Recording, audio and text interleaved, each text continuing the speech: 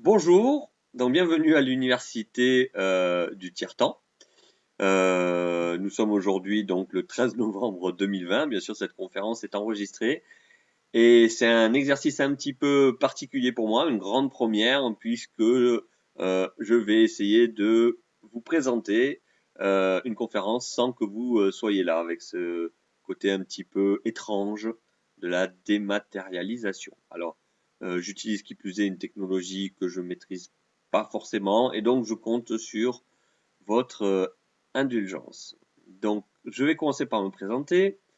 Lionel Scotto d'Apollonia. Donc j'ai une double casquette. La première en tant qu'ingénieur de recherche à l'université Montpellier dans le cadre d'un projet Make It de Muse, un projet qui accueille des chercheurs étrangers sur des sujets controversés. Et je suis à la fois chercheur dans une structure associative qui est un laboratoire citoyen, la structure archiviste atelier. Et donc, mes travaux portent sur deux axes qui sont interreliés. Le premier correspond à l'analyse socio-épistémique des controverses socio-scientifiques telles que le climat et l'anthropocène. Et j'en profite pour glisser que aux éditions matériologiques, je vais publier un prochain ouvrage, très certainement dans le courant du premier semestre 2021, qui porte précisément sur l'analyse des controverses climatiques et de l'anthropocène, avec une approche plus sociologique de l'expertise et de la façon dont on peut prendre des décisions dans un contexte d'incertitude, de controverses, voire de zones d'ignorance. Et malheureusement, les temps confinés que nous vivons et la crise de la pandémie du Covid-19 nous rappellent ô combien ces questions sont prégnantes et d'actualité. Donc, le deuxième axe est de développer, consiste à développer pour ma part des travaux en recherche-action participative et sciences citoyennes, et plus précisément l'objet de la conférence aujourd'hui va porter sur le deuxième axe, c'est-à-dire un projet, comme l'intitulé de la conférence, donc de la biosurveillance participative de la qualité de l'air à la décision euh, politique. Et donc, je vais vous présenter un projet qui s'appelle BRIEF, qui est financé par l'ANR, donc l'ANR, l'Agence nationale de la recherche. Et la présentation de ce projet me permettra d'aborder différents points. Alors, je vais découper mon propos, je vais changer de slide, ça fonctionne, c'est parfait, miracle de la technologie. Donc, je vais découper mon propos pour le temps qui nous est imparti en 5 parties. Donc, dans un premier temps, je vais aborder sur le plan général les enjeux relatifs à la qualité de l'air, pour, dans un deuxième temps, décrire peut-être plus en détail ce projet de recherche BRIEF, ce qui me permettra ensuite d'avoir trois axes. Le premier directement sur les enjeux de la métrologie, c'est-à-dire les enjeux liés à cette mesure de la qualité de l'air. Qu'est-ce que l'on respire, comment on le respire et comment on mesure. Sur les enjeux de la participation citoyenne, c'est-à-dire comment intégrer des citoyens, vous, moi, dans cette métrologie. Et pour finir, en traçant des perspectives sur, cette fois-ci, la co-construction des politiques publiques portant sur la qualité de l'air et les enjeux croisés de climat, de santé, qui touchent la mobilité, ces éléments-là. Donc, pour faire un petit background un peu pédagogique, mais il est important de distinguer, et vous verrez que mon propos le fera a posteriori dans la conférence, la recherche-action participative, qui tend à favoriser l'efficacité de l'action tout en intégrant de la participation citoyenne, et les sciences citoyennes qui consistent à intégrer les citoyens donc dans un programme de recherche. Alors, je vais commencer par les enjeux de la qualité de l'air. Et j'ai repris donc des diapositives de l'Organisation mondiale de la santé, donc de l'OMS, alors qui qualifie la pollution de l'air comme un tueur silencieux. Pourquoi? Le chiffre est édifiant. À l'échelle mondiale, on peut imputer 7 millions de décès à l'exposition de la pollution de l'air, à la fois sur air intérieur et air extérieur. 7 millions de décès, mais aussi de nombreuses pathologies plus graves, telles que des AVC, des cardiopathies ou des cancers du poumon. Alors, bien sûr, le constat est édifiant, pas très réjouissant, je vous l'accorde, et il existe une distribution différenciée à l'échelle du monde, tous les pays n'étant pas exposés de la même manière à ces pollutions atmosphériques. Et donc, si l'on ramène ça à l'échelle des catégories, bien entendu, les enfants et les adultes, en distinguant les hommes et les femmes, ne sont pas touchés de la même manière par ce type de pathologie. Notamment, on y reviendra sur la pollution de l'air extérieur. Les enfants ne respireront pas forcément, surtout quand ils sont dans leur poussette, la même pollution atmosphérique que les adultes qui sont un petit peu plus hauts. Et donc, les principales sources, donc c'est toujours des données émanant de l'OMS, les principales sources de pollution sont déclinées, bien évidemment par tout ce qui est de la production d'énergie, à la fois les activités agricoles, mais aussi la consommation des ménages et la gestion des déchets. Les transports, bien évidemment, sont une source de pollution et aussi tout autant les poussières atmosphériques, qu'elles soient d'origine d'ailleurs naturelle ou anthropique, c'est-à-dire issues de l'activité humaine. Alors, si on ramène ces chiffres-là pour la France, alors je vous donne des ordres de grandeur alors j'ai pris l'exemple du Covid avec une estimation pour 2020, c'est bien sûr une estimation, et je base mes sources sur des chiffres que j'ai pris sur Wikipédia le 3 novembre en faisant une extrapolation avec une simple règle de 3. Donc ce chiffre-là est à prendre bien sûr avec beaucoup, comment dirais-je, d'incertitude. On verra bien à la fin de décembre 2019 où on sera malheureusement le taux de morbidité par rapport à la Covid-19. Donc si on ramène ces chiffres comparés entre le tabac, environ 73 000 décès par an, la qualité de l'air à 70 000 décès par an, alors bien sûr ce sont des sources projetées, on pourrait revenir, je vous ai mis la référence si vous voulez aller voir l'étude sur laquelle j'ai basé mon estimation, on voit bien que la qualité de l'air est un problème majeur et qui n'entraîne pas directement les mêmes réponses de l'action politique. Et actuellement, depuis 2018, la France est sous le coup de la Commission européenne qui a mandaté, qui a lancé un signal d'alarme en imposant à la France de prendre des mesures, notamment sur les pics de pollution. Et à l'heure actuelle, les politiques publiques peinent toujours à prendre des mesures efficaces malgré, on le verra plus tard, tout un certain nombre de textes législatifs et de mesures, mais qui pour l'instant n'ont pas porté leurs fruits. Donc, la qualité de l'air est un enjeu majeur et nous, en tant que chercheurs, on porte implicitement un message d'alerte dans l'espace public, simplement en rappelant ces chiffres et en faisant une espèce de pondération par rapport à l'épidémie que l'on vit en ce moment et malheureusement la froideur des chiffres sur le nombre de décès imputés à la qualité de l'air. Alors, quelques petits rappels.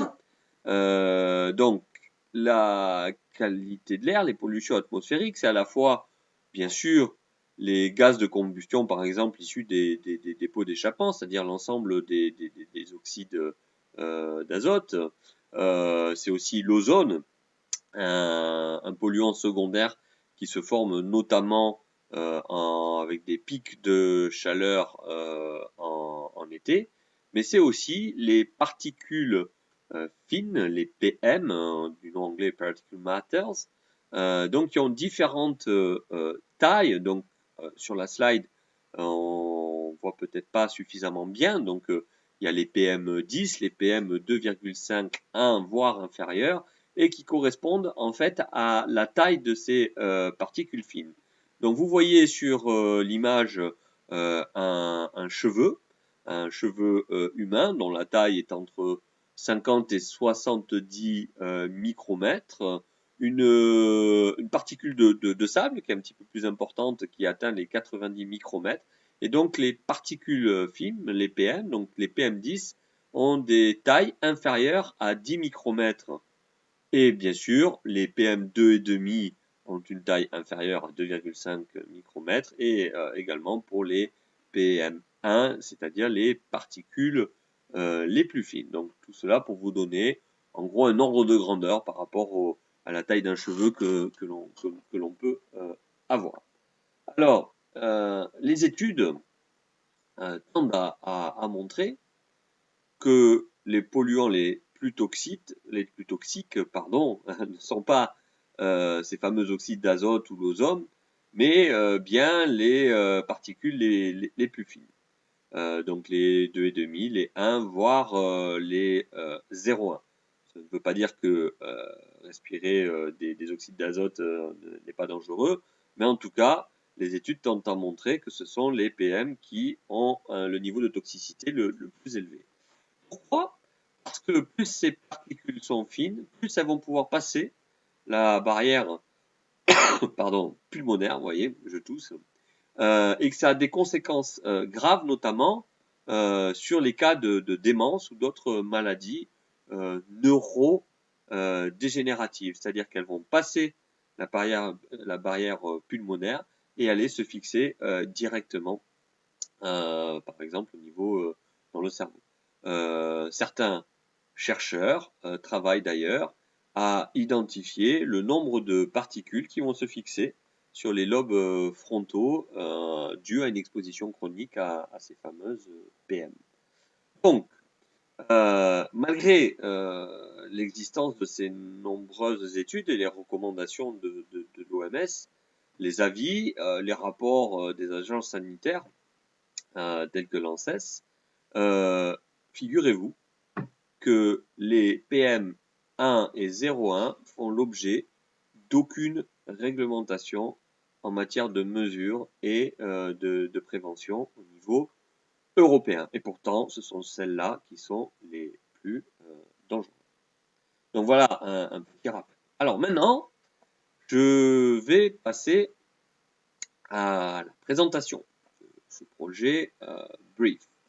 Donc, comme vous le voyez sur l'écran, sur l'image, ce projet est à l'échelle de l'Occitanie et porte donc sur deux territoires distincts.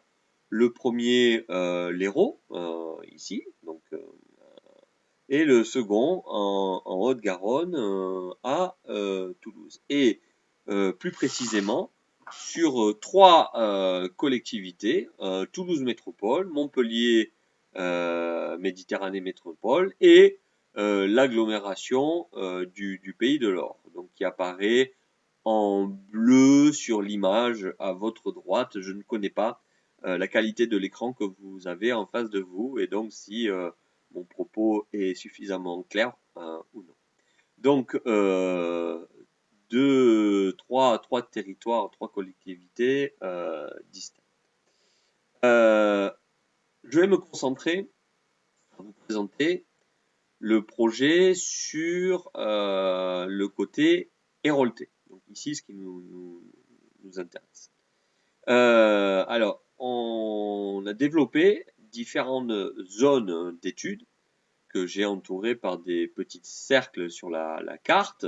Donc, je vais les décliner alors je ne sais pas si ça fonctionne quand je mets la main comme ceci, mais de ma gauche à ma droite. Donc, le premier est à Montpellier.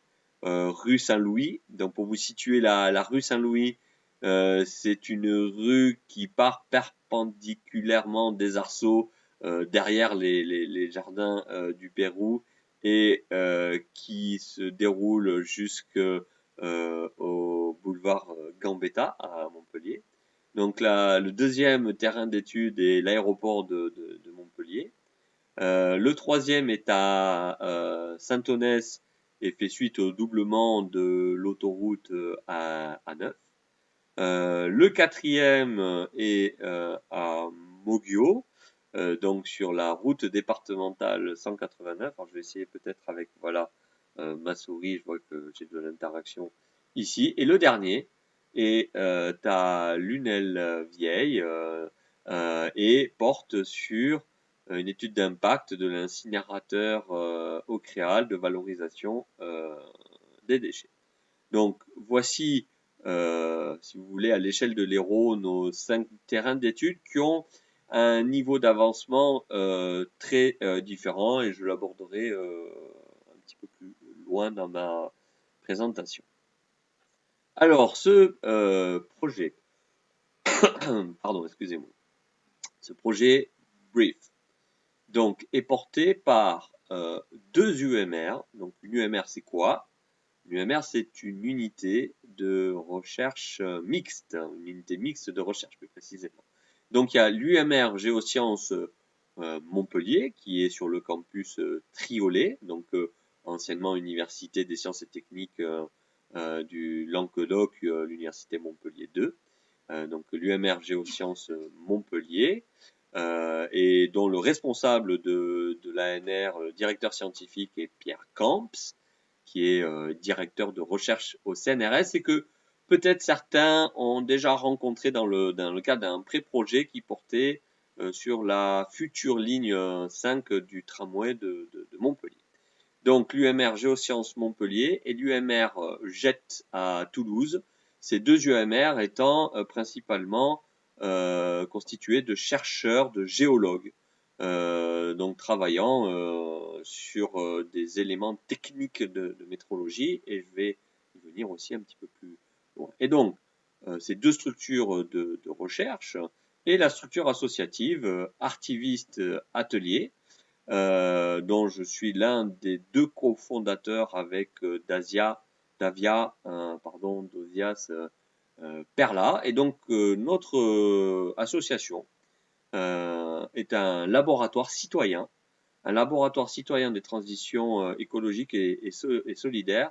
Et notre objectif est de tendre à améliorer l'efficacité de l'action environnementale, tout en prenant en considération les aspects sociaux. C'est pour ça que l'on parle de problématiques ou d'enjeux sociaux environnementaux. Donc améliorer l'efficacité de l'action socio-environnementale tout en essayant de potentialiser la participation citoyenne, c'est-à-dire à intégrer un plus grand nombre possible d'acteurs dans la boucle décisionnelle. Et je vous présenterai tout à l'heure un petit peu plus en détail les activités de l'association. Donc ce projet est hybride par nature, donc, et on a réussi à obtenir un financement de l'Agence nationale de la recherche, et on a aussi l'aide de la Maison des sciences de l'homme Sud à Montpellier, qui est sur le campus Saint-Charles à Montpellier. Voilà pour vous présenter donc sa structuration institutionnelle qui est déjà originale. Donc, ce projet BRIEF est issu de la convergence de deux projets. Le premier, piloté par Pierre Camps, R9, donc qui correspondait au doublement de l'autoroute A9, un collectif de citoyens soucieux du doublement de l'autoroute A9, qui est maintenant devenue A9 et A709, a mobilisé Pierre Camps après avoir eu connaissance de ses premiers travaux de recherche portant sur la qualité de l'air à Montpellier et tout le long du tracé, de ce qui était projeté de la future ligne 5. Donc ce projet R9 est un projet mené par la structure associative Artiviste Atelier, financé par l'ADEME qui se nommait Air, Climat, Santé, Société et Art et qui visait à apporter un appui logistique en recherche et développement à l'agglomération du Pays de l'Or dans la construction de son plan climat, air, énergie territorial. Donc si on prend les premières lettres, ça donne l'acronyme PCAET, le plan climat, air, énergie territoriale. Et donc chaque collectivité de plus de 50 000 habitants a l'obligation de construire ces fameux PCAET qui font suite au PCET, donc les plans climat énergie territoriaux. Et si vous l'avez bien compris, vous voyez que le A a été introduit en fait en juillet 2015, le A de l'air, parce que les pouvoirs publics ont pris en considération ce problème majeur de santé publique de la pollution atmosphérique en introduisant la qualité de l'air directement dans la construction de ces fameux plans climat. Et donc, l'agglomération du Pays de l'Or a actualisé son PCET en PCAET, tout autant que la Montpellier Méditerranée Métropole qui a actualisé son PCAET en 2019 et 2000. Voilà, donc le projet BRIEF, la conjonction de deux projets de recherche, l'un portant sur des aspects métrologiques avec une mobilisation citoyenne, l'autre portant sur une mobilisation citoyenne pour construire ces fameux PCAET. Et donc nous avons réuni nos deux projets pour construire ce projet BRIEF qui maintenant bénéficie d'un financement de l'ANR. Alors, l'originalité de notre association, la structure Artiviste Atelier, est de développer des dispositifs, des événements de rue pour mobiliser le spectre social le plus large possible. Donc, pour cela, on développe des événements artistiques, culturels, où on investit un espace urbain, où vous le voyez aussi sur l'image, des fois un espace plus touristique, c'est Palavas. On est en 2018, c'est le jour d'une marche pour le climat, et on en a profité pour faire le bain pour le climat lors du traditionnel bain de mer début décembre à Palavas, ce qui nous permet de toucher un public plus large que le fameux entre-soi de personnes déjà mobilisées et souvent engagées dans ces causes environnementales. Donc, l'originalité de ce dispositif, c'est d'aller à même la rue pour pouvoir capter, mobiliser un plus grand nombre d'acteurs. Donc, avec différentes modalités artistiques, du street art. Vous avez ici une comédienne de rue. Alors voilà, j'ai retrouvé ma souris Miss Titanic, absolument extraordinaire, et qui est là sur le marché à la Grande Motte avec une machine à biodiversité, donc qui permet d'attirer les personnes et de susciter la curiosité.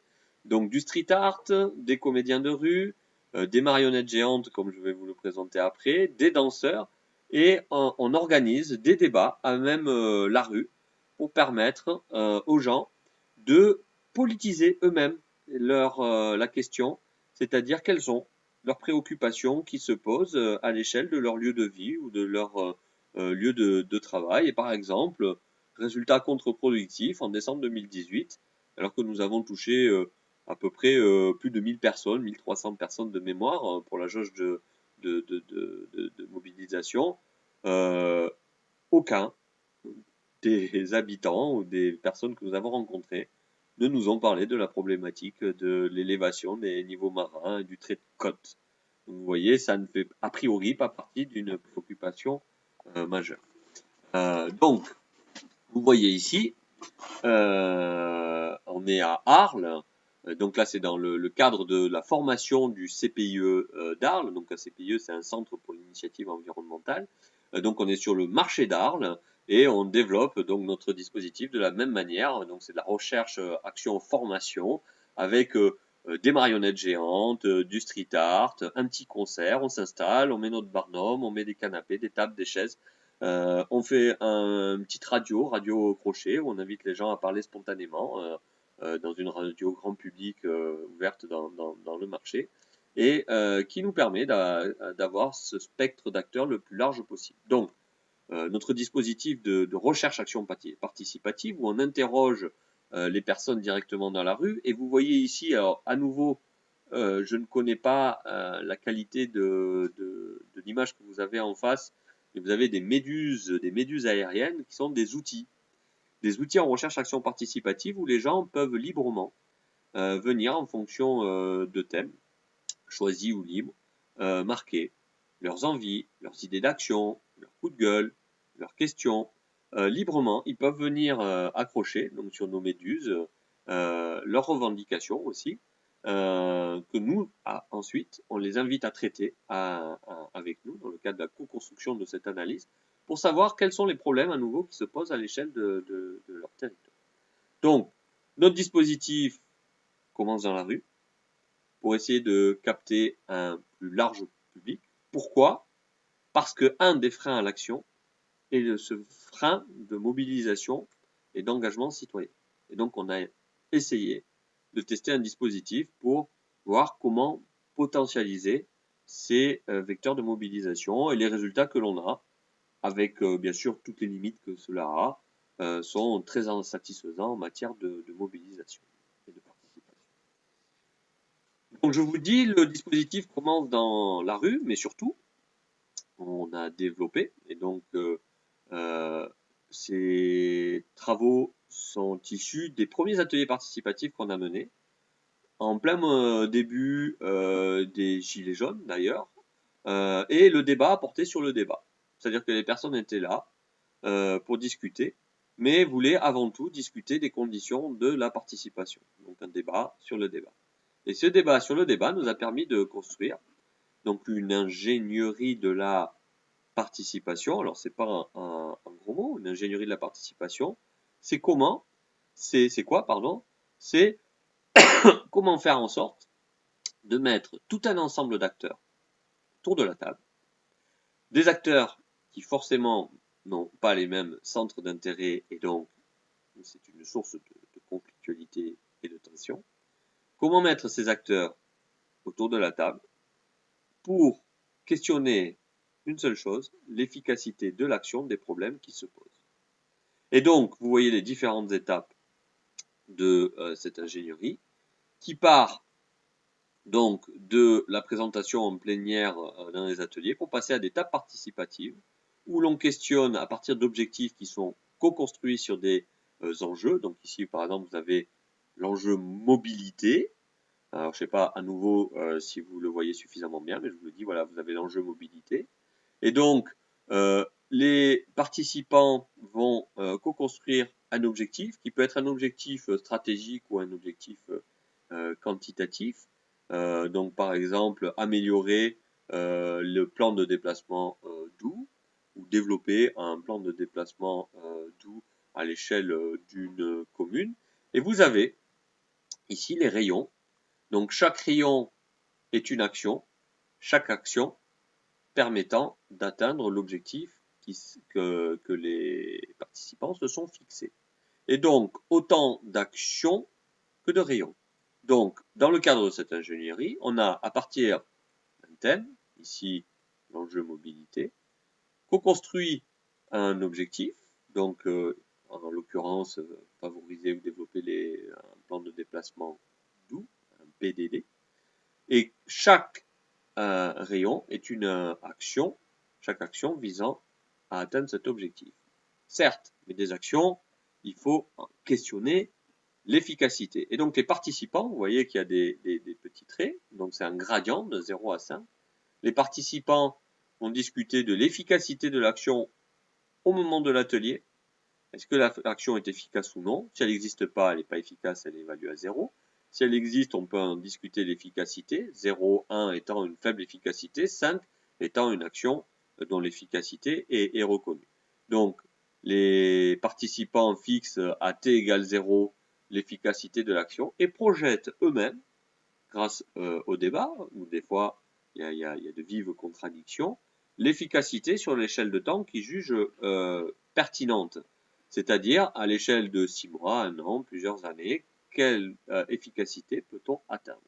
Et donc, La construction de cette ingénierie de la participation nous permet d'avoir non seulement tout un bouquet d'actions à l'issue de l'atelier participatif, mais aussi les indicateurs de l'efficacité de l'action et la façon d'opérationnaliser ces actions. Donc vous voyez que l'on part, je ne sais pas si ça va fonctionner, ça fonctionne, euh, d'une problématique brue, où c'est les participants eux-mêmes qui vont politiser les enjeux et problématiser les questions qui se posent dans leur vie quotidienne, jusqu'à la construction de bouquets d'actions qui pourront être ensuite intégrées dans les politiques publiques. Donc ça, ce sont les résultats de notre projet de recherche mené dans le cadre du financement ADEME pour le projet Air, Climat, Santé, Société et Art, et bien sûr que l'on a mis à profit dans le cadre du projet BRIEF. Je me permets une petite remarque, comme on a un petit côté militant, pour favoriser justement l'efficacité de l'action, on a transposé ce dispositif d'un point de vue didactique à l'échelle des établissements scolaires et notamment des lycées. Et actuellement, nous menons un projet donc financé par la région Occitanie pour développer avec 10 lycées 10 plans climat à l'échelle de l'écosystème des lycées, exactement de la même manière que l'on le fait à l'échelle du territoire. Et on va dans la cour de l'école ou du lycée, en l'occurrence avec notre dispositif artiviste, donc un événement culturel, festif, artistique, du street art, etc. Des rencontres, des méduses aériennes. Les élèves peuvent permettre de se libérer la parole et de voir quelles sont leurs idées d'action. Et ensuite, on structure des ateliers participatifs pour véritablement construire un plan climat. Et donc, c'est un projet que nous menons actuellement avec les difficultés liées au Covid, mais que nous avons démarré dès la rentrée de septembre 2020 et que nous allons finaliser, si tout va bien, en printemps 2021. Voilà, je referme la. Alors, maintenant, je reviens au cadre du projet BRIEF. Donc, deux questions de recherche initiale que nous avons posées. Dans quelle mesure le magnétisme environnemental permet-il une biosurveillance pertinente de la pollution de l'air aux particules fines en milieu urbain et périurbain, et l'intégration des citoyens, vous, moi, depuis une métrologie sur les biocapteurs, je vais préciser tout ça, rassurez-vous, jusqu'à la construction d'un plan d'action, peut-elle servir le levier sur les décisions politiques qui concernent la fameuse qualité de l'air. Donc voilà ces deux questions initiales posées dans le cadre de ce projet.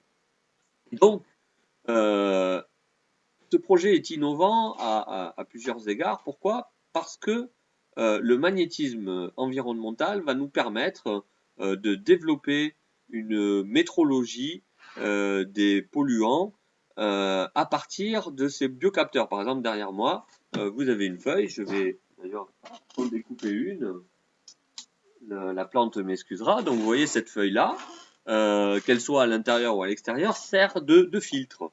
C'est un filtre passif. Donc, les polluants vont se déposer sur les feuilles et le magnétisme environnemental, parce que ces particules fines ont des aspects magnétiques, c'est-à-dire ont des éléments traces métalliques à l'intérieur, on va pouvoir, grâce à ce magnétisme environnemental, déterminer la concentration de ces polluants qui se sont fixés sur les plantes, alors sur les feuilles. Vous imaginez bien que des feuilles, des arbres, des plantes, on en a partout, dans notre jardin, sur les balcons, en ville, et que donc cette technologie, qui plus est, représente un bénéfice, on verra bien, hein, ces travaux de recherche, hein, donc on ne sait pas là où ça va nous mener, mais ça permet de développer une métrologie à bas coût. À bas coût, c'est-à-dire que très peu onéreuse. Donc il peut y avoir potentiellement un levier de développement très conséquent. Donc du magnétisme environnemental pour mesurer la qualité de l'air à partir de biocapteurs. Et deux, une analyse de géochimie isotopique pour identifier l'origine du polluant. Alors, je ne vais pas rentrer dans les détails de la géochimie isotopique, ça pourrait faire l'objet d'une autre conférence portant plus particulièrement sur ces aspects-là d'un point de vue physique. Donc globalement, les particules qui se sont fixées avec en gros une analyse isotopique, un peu comme pour dater un os que des chercheurs dans des fouilles archéologiques vont trouver, ou une assiette. On va faire une analyse isotopique pour déterminer l'origine du polluant. Donc ça c'est nouveau, c'est grâce à une plateforme PALMES, P-A-L-M-E-S, qui est à l'université Montpellier, et donc qui permet de tracer l'origine. Donc on arrive d'une part à avoir la concentration des polluants, mais qui plus est, de déterminer l'origine de la pollution. Et donc il y a un enjeu de normalisation. Normalisation, ça veut dire quoi? C'est-à-dire que la qualité de l'air est normalisée, c'est-à-dire qu'on ne mesure pas la qualité de l'air n'importe comment et elle répond à des normes bien strictes. Et donc, on essaye de voir comment, à partir de ces plantes, on peut normaliser pour que ce biocapteur soit identique aux appareils de mesure, par exemple, par Atmo Occitanie, qui est l'association dédiée à la mesure de la qualité de l'air en Occitanie. Donc, la normalisation de la mesure, l'identification des sources des polluants et surtout un aspect de modélisation numérique de la dispersion des polluants, c'est-à-dire à partir de nos résultats, de faire des projections en fonction des vents dominants pour voir comment les polluants vont se disperser dans l'atmosphère d'un point de vue spatial et temporel. Donc, pour cela, on a un double ou un triple laboratoire, laboratoire citoyen, archiviste atelier, où on va directement dans la rue. Le laboratoire directement à l'université Montpellier, donc dans les laboratoires de géosciences Montpellier. Et dans le cadre du projet R9 dont je vous parlais précédemment, donc suite au doublement de l'autoroute, les équipes de Pierre Camps ont construit un tunnel avant, un laboratoire qui se situe à Saint-Onès. Donc ce tunnel avant a été financé par la société Vinci Autoroute. Et ce tunnel avant permet d'aborder les aspects de modélisation.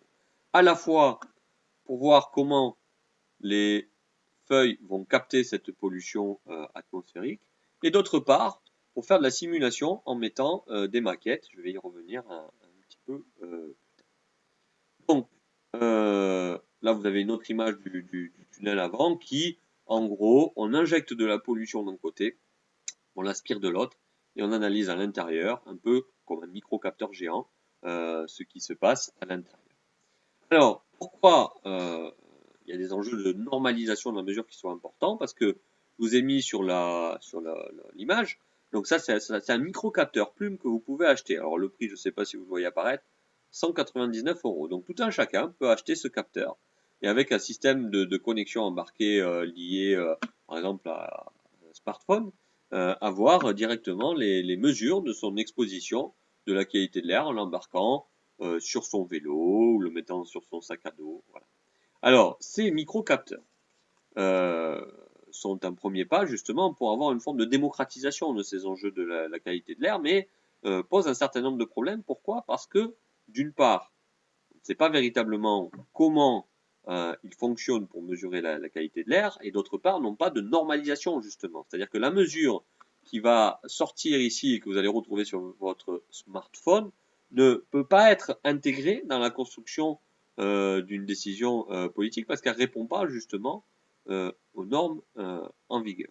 Et donc, l'idée de notre projet est de prendre ces microcapteurs pour en analyser leur fonctionnement, donc c'est du comptage de particules à partir de faisceaux laser qui sont à l'intérieur, et de voir comment nous pourrions, par une intercomparaison, arriver à normaliser la mesure de microcapteurs embarqués.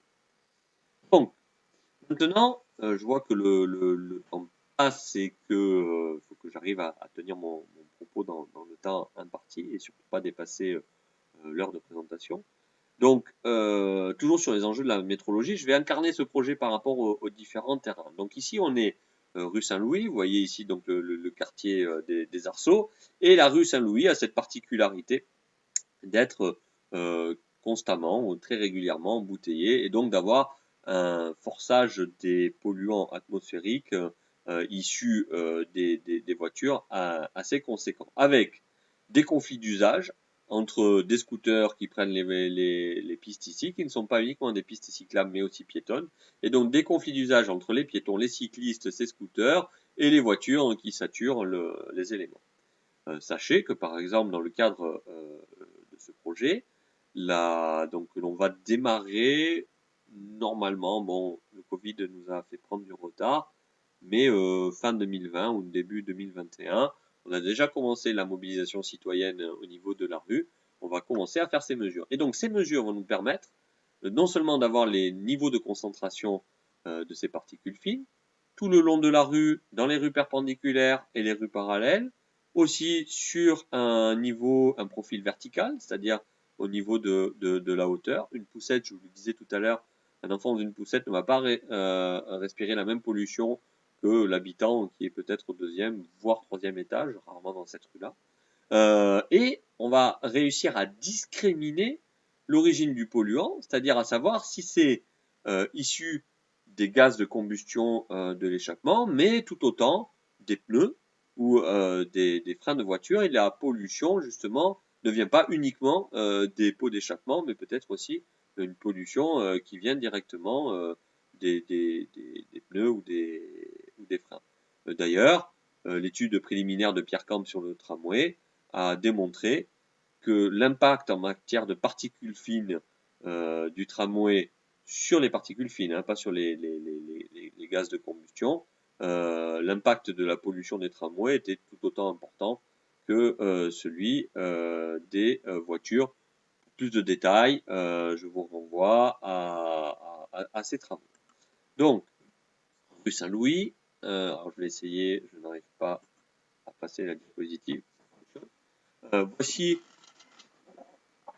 donc la maquette qui va servir ensuite, donc du moins la préfiguration de la maquette qui va être mise ensuite dans le banc, c'est-à-dire avec les citoyens, on va poser des capteurs sur les balcons dans la rue, etc., sur les panneaux, et ensuite on va faire le même type de modélisation dans le banc pour vérifier et pour voir si les niveaux de fiabilité de nos modèles dans le banc correspondent à mesures en direct que l'on peut avoir, sachant, élément important, que les mesures sont retransmises en direct sur le site de l'OSU-OREM. Donc, l'OSU-OREM, c'est l'Observatoire des sciences de l'univers, où le projet a une tâche d'observation financée pendant 10 ans et les résultats sont en open data, en open source, c'est-à-dire qu'ils sont mis directement à disposition du public en toute transparence. Donc, vous voyez donc ici cet enjeu de la modélisation dont je vous parlais précédemment. Donc, alors, problème. Voilà. C'est les éléments, pardon, j'avais oublié de passer la slide. Donc, je passe. Voilà. Exemple numéro 2, l'aéroport de Montpellier. Donc, l'aéroport de Montpellier, on a profité, c'était pas prévu au départ, et c'est un terrain qui est en cours, donc où on a des premiers résultats. On a échantillonné donc tout le tour de l'aéroport de Montpellier à la sortie du premier confinement. Donc on a profité qu'il y ait l'absence de, ici vous voyez la piste d'atterrissage de l'aéroport Montpellier, on a profité qu'il y ait une absence d'avion. Vous voyez ici la tour de contrôle derrière Pierre Camps qui est en train de faire un relevé de mesure. Donc on a fait tout le tour de Montpellier, vous avez quelques points de mesure que l'on a effectués, donc à partir de 2 végétaux, les ronces et de la mauve. Et on a échantillonné tout le tour de l'aéroport en l'absence d'avion pour faire des campagnes ultérieures, donc qui sont à venir, quand le trafic aérien aura repris de manière suffisamment conséquente pour qu'on puisse en évaluer l'impact directement, tout en traçant les pollutions, en identifiant les sources de pollution issues de la combustion du kérosène. Donc, autre exemple, l'usine au Créal, donc qui se situe à Lunel-Viel, dont je vous parlais précédemment. L'usine au Créal, où vous avez ici les cheminées issues des combustions. Et donc, on a dès 2019 commencé à échantillonner donc, le long de l'usine sous les vents dominants sur des haies arborées. On est allé sur pour mesurer l'impact que pouvait avoir l'usine en matière de pollution atmosphérique, et j'y reviendrai tout à l'heure sur ces enjeux-là, parce que c'est source de conflictualité sociale très importante. Autre terrain encore, la route départementale 189 à Moguio, donc vous avez ici le château d'eau de Moguio, la RD 189 qui mène au rond-point où il y a la gendarmerie et un petit peu plus loin sur le pays de l'Or, les villages de Lansargues, etc. Et donc vous avez de l'autre côté de cette haie un collectif de citoyens qui s'est mobilisé pour essayer d'infléchir la construction ici d'un mur d'une part anti-bruit, mais aussi pouvant potentiellement limiter les impacts de la pollution issue de la route départementale. Donc, autre terrain encore, l'autoroute A9, donc ça c'est le projet initial. Donc vous voyez ici avec des merlons arborés qui sont échantillonnés. Et là vous avez les premiers niveaux de mesure et qui sont pris en considération. Donc là sur ces images-là, vous voyez les vents dominants, nord, sud, est, ouest, en fonction des saisons, juillet, août, septembre, etc. Et donc, vous voyez que les vents viennent percoler de manière perpendiculaire à l'autoroute. Donc là, c'est l'autoroute une fois que le doublement a été fait. Donc vous voyez ici les différents terrains. Je rentre pas dans les détails de la métrologie. J'y reviendrai après. Donc les enjeux de la participation. Donc, on est bien dans ce que je vous disais tout à l'heure, j'ai fait un petit effort de pédagogie, des sciences citoyennes. C'est-à-dire comment intégrer des citoyens directement dans un programme de sciences qui consiste à faire de la mesure de la pollution atmosphérique. Et donc, là, on est dans la rue Saint-Louis, donc mobiliser des personnes, c'est pas forcément bien difficile. Pourquoi? Parce que des collectifs se sont montés. Là, donc vous voyez ici durant des élections, en interpellant directement Monsieur le maire de l'époque, pour essayer de faire quelque chose sur ces niveaux de pollution. Donc l'enjeu est d'une part de mobiliser en se structurant à partir du collectif, mais aussi d'autres citoyens. Et dans le cadre de la mobilisation citoyenne, nous avons rencontré notre équipe des citoyens qui, eux, sont favorables justement à l'usage de la voiture parce que c'est leur outil de travail professionnel et que donc il faut faire une prise en compte de cette différenciation sociale et de cette conflictualité sociale et donc prendre le spectre le plus large possible. Donc une mobilisation citoyenne pour ensuite permettre aux citoyens de poser donc des capteurs ou des biocapteurs directement sur leur balcon et de les inviter, le cas échéant, s'ils le souhaitent, à partir donc des mesures, à venir dans le laboratoire, donc à l'université Montpellier sur le site du Triolet ou aussi directement à Saint-Onès au niveau du Zephyr Lab pour effectuer la mesure avec nous et voir comment on construit la mesure et les enjeux derrière ces questions de normalisation et de modélisation. Donc là, je l'ai illustré par rapport à l'exemple de la rue Saint-Louis. Donc c'est permettre à chaque citoyen de connaître le niveau de pollution sur son balcon, dans son jardin. Permettre aussi à chaque citoyen de venir dans les différents laboratoires, comme je vous disais, et de développer une métrologie en toute transparence. Et donc on a des relais en direct des mesures, des microcapteurs sur le site, comme je vous le disais. Et donc la mise en ligne des analyses d'échantillons à partir de ces biocapteurs, c'est-à-dire de ces filtres végétaux.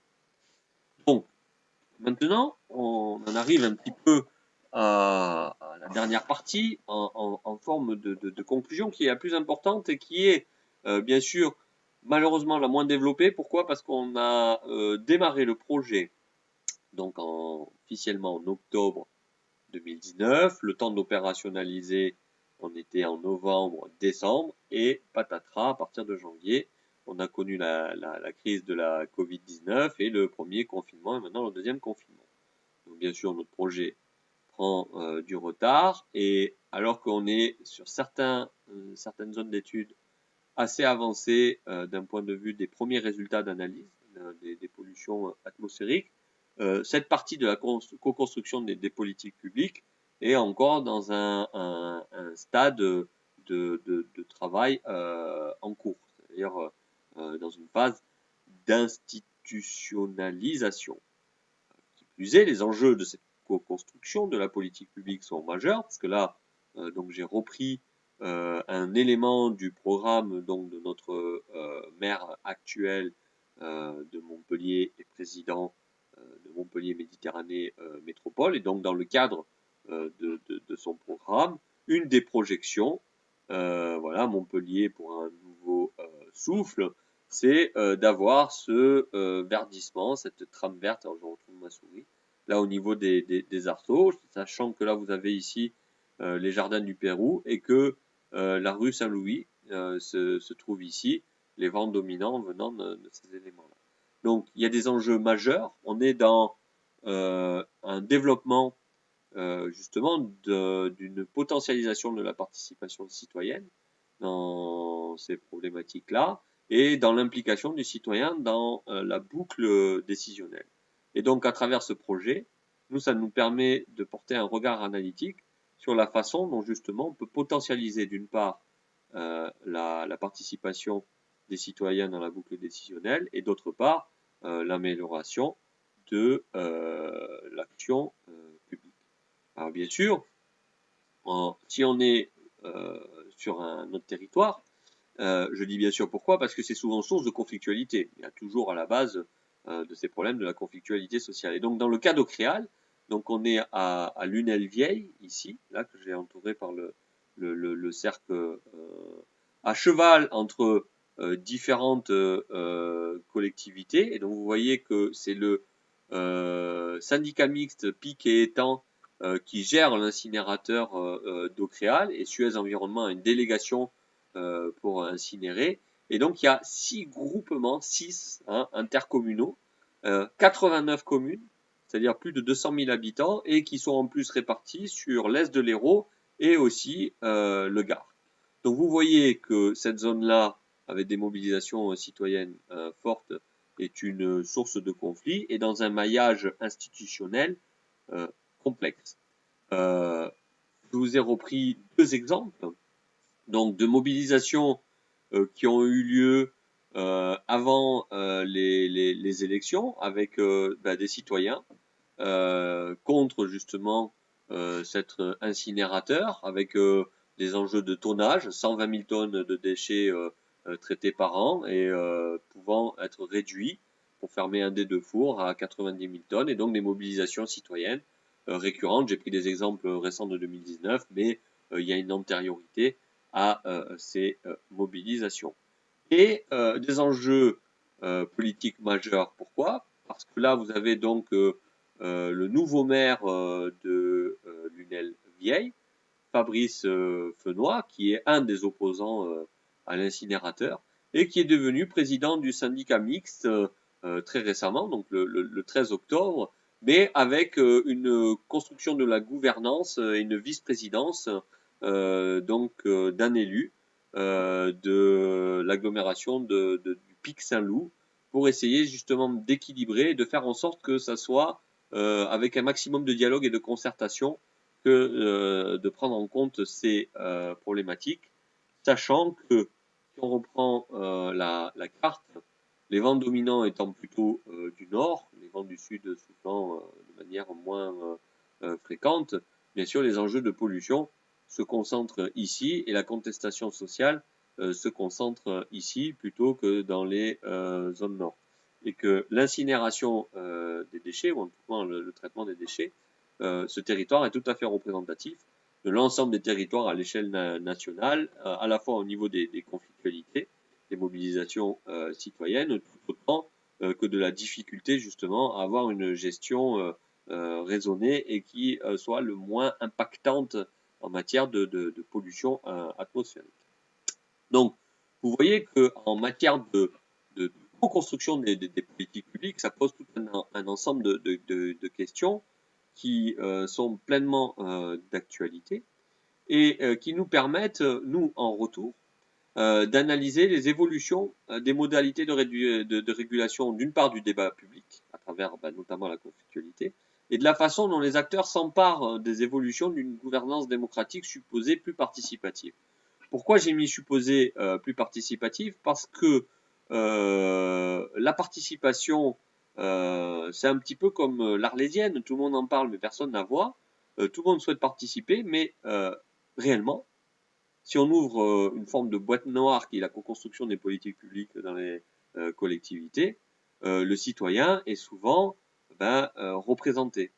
Représenté à travers, par exemple, un conseil de développement, et il n'y a pas le spectre le plus large possible qui pourrait prendre en compte justement toute l'hétérogénéité des intérêts que l'on peut avoir, souvent divergents.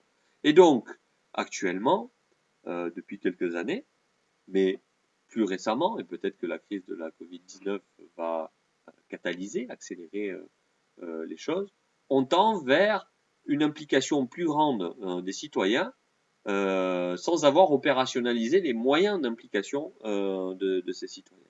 Et nous, justement, à travers la structure Activiste Atelier, nos premiers travaux de recherche nous ont permis de développer cet outil d'intégration, cette ingénierie de la participation, qui permet justement d'avoir un spectre un petit peu plus large avec toutes les limites que ça a. Donc, premier enjeu, une analyse des évolutions, des modalités de régulation, en gros, de cette participation. Deuxièmement, une analyse des logiques d'engagement, désengagement des acteurs dans les problématiques socio-environnementales qui sont souvent caractérisées par des conflictualités locales. C'est-à-dire, c'est comment, d'une part, dépasser le syndrome d'intérêt particulier, le fameux NIMBY, Not in my backyard, c'est-à-dire oui, ok, mais pas dans mon jardin, donc thématique largement où il y a une large littérature au niveau scientifique. Donc, comment dépasser ces logiques-là et aussi d'engagement-désengagement, sachant que le mouvement des Gilets jaunes, par exemple sur la taxe carbone, a montré que tous les acteurs n'étaient pas forcément d'accord pour se mettre autour de la table et discuter, et qu'il y avait une grande hétérogénéité, y compris au sein même des mouvements des Gilets jaunes. Et enfin, pour conclure, donc, troisième perspective de ces enjeux de recherche majeurs sur la co-construction des politiques publiques, une analyse des freins et des leviers de l'intégration d'une participation citoyenne dans la construction des politiques publiques à différents niveaux d'échelle. Effectivement, on s'est aperçu qu'il existe déjà tout un ensemble d'arsenals législatifs en faveur de la qualité de l'air, mais tout autant du climat ou d'autres enjeux.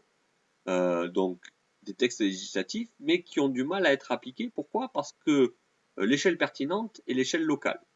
Et qu'à l'échelle locale, les acteurs s'emparent de ces éléments-là, mais sur le pas de temps, somme toute très restreint, qui correspond à ces évolutions-là, ces acteurs-là sont en prise à de nombreuses difficultés. Donc il faut à la fois voir les freins et les leviers de ces différents niveaux d'échelle d'institutionnalisation de ces problématiques. Et typiquement, à l'échelle de la rue Saint-Louis ou de Aucréal, on a une échelle locale, communale ou de la ville, une échelle départementale ou intercommunale, vous voyez, à travers un syndicat mixte, et une échelle aussi régionale.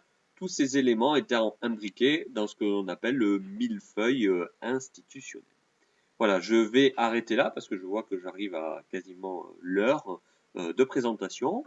Je vous remercie et peut-être on se rencontrera de manière plus incarnée lors d'une prochaine conférence pour voir les résultats qu'auront donné notre programme de recherche. Merci, au revoir.